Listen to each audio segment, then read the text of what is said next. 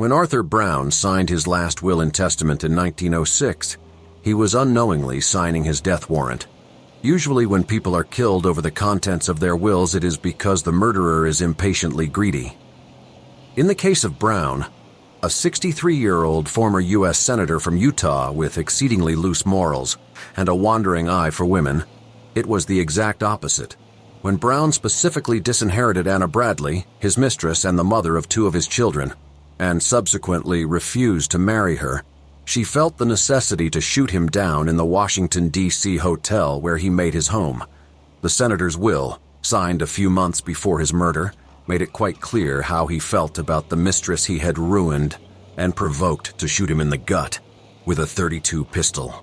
I do not devise or bequeath anything to the children of Mrs. Anna M. Bradley. I explicitly refuse to give anything to Arthur Brown Bradley, sometimes known as Arthur Brown Jr., or to the other son of Anna M. Bradley, named by her Martin Montgomery Brown. And I refuse to pay or give anything to any child of said Anna M. Bradley. I do not think that either or any child born of said Anna M. Bradley is my child. I direct my executors to contest any claim of any kind, so that she receive nothing from my estate. After Anna admitted she shot Brown in cold blood, public sentiment was strongly against her. The early press reports described 34-year-old Anna as a divorced madwoman with 2 legitimate and 2 illegitimate children who was stalking Brown, and that he was some kind of martyr. Once her defense lawyers made his will public, the general's sympathy quickly shifted in her favor. They promised to justify the murder by showing Brown was a cad who had strung along his mistress until she was insane.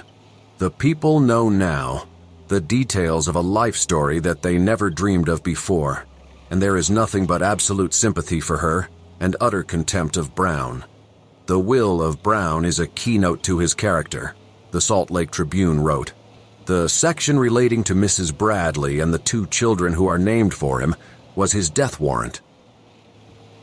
The will does mention bequests to several of Brown's children through his 2 marriages, but also specifically deducts $1,500 from Alice Brown, a daughter from his first marriage. He did so because his father left that amount to her, which, Brown declared specifically in his will, should have belonged to me. His murder revealed that Brown had an unsavory reputation and had earlier escaped being shot by his first wife in Kalamazoo, Michigan, where he worked as a successful lawyer.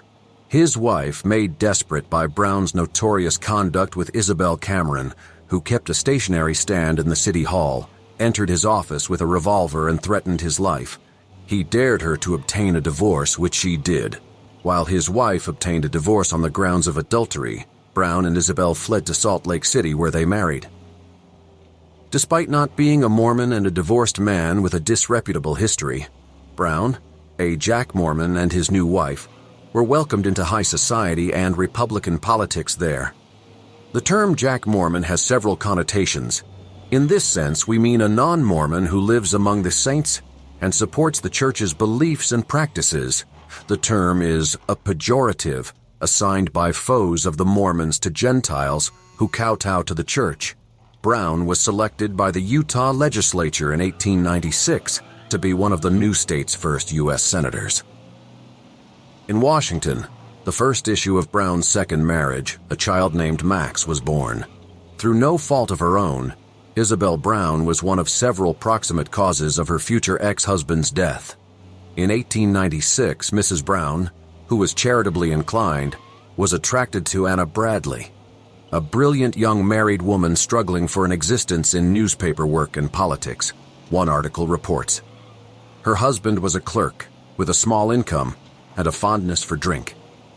Through Mrs. Brown's influence with her husband, Anna Bradley was made a secretary of the Republican State Convention. She accompanied Senator and Mrs. Brown to the Republican National Convention in 1896. It's impossible for a zebra to change its stripes, and Brown was no exception. He began an affair with Anna while in the capital city.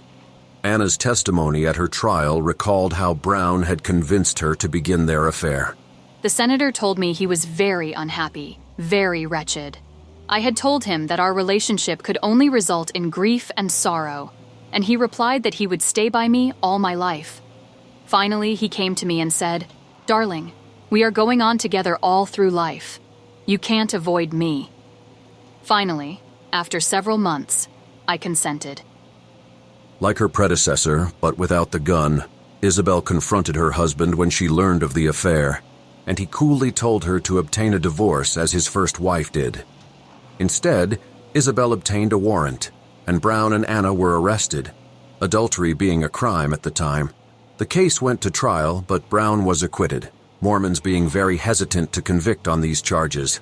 The marriage was doomed, however, and in 1903, Brown once again showed his mettle by failing to pay Isabel the $150 per month alimony she was granted, for which he was convicted of contempt of court. He was taken to jail until he made full restitution. Within a year, Isabel was dead, and Brown, no longer a senator, his term had expired and he was not reappointed. Thanks to how he had embarrassed the Beehive State, was free to pursue his pleasures. Rather than return to Utah, known for its puritanical morals, he remained on the East Coast representing the interests of various Utah industries with Congress. Anna's husband Ned, shamed by his wife's notoriety, took solace in the bottle and was eventually convicted of stealing from his employer. He went to prison and divorced his wife. Once he was released from the pen, he remarried. After Isabel's death, Anna returned to Brown and demanded that he marry her and legitimize her 2 children, the legitimate ones she left with her ex-husband's family. A third pregnancy ended in an abortion, which the press hinted at by using the term, a criminal operation. There was public speculation that Brown himself performed the procedure. According to letters introduced at her trial, Brown apparently agreed to her request to acknowledge his offspring and planned to legally recognize the 2 young boys as his children, which had done informally. "This is my beloved son in whom I am well pleased," he wrote in one letter. Quoting the Gospel of Matthew from the New Testament, he pledged to make their older son, then about 10, Chief Justice of the Supreme Court. But Brown also had another pen pal, a well-known actress, Mrs. Annie Adams. Once Anna Bradley found out that not only were Brown's words hollow, he had another love interest on the side. The ex-senator's days were numbered. In 1903, however, Brown told Anna that he was reconciling with Isabel. When Anna blamed him for sinking her to the last depths of despair and degradation, he reversed himself, telling her that he was only trying to avoid going to jail for adultery. According to Anna, he renewed his promise to marry her and acknowledge the children. After a month-long trial, it took the jury 2 days to convince the one holdout who was willing to convict her on manslaughter charges that she should be acquitted. When the jury returned and announced its verdict, the courtroom erupted into cheers of approval and applause. Brown's illegitimate children attempted in 1910 to break the terms of his will without success. 5 years later, Arthur Brown Bradley stabbed his older half-brother to death. According to the State of Utah Historical Society, their dispute was over who would wash the dishes. Anna Bradley returned to Utah, where she died in 1950.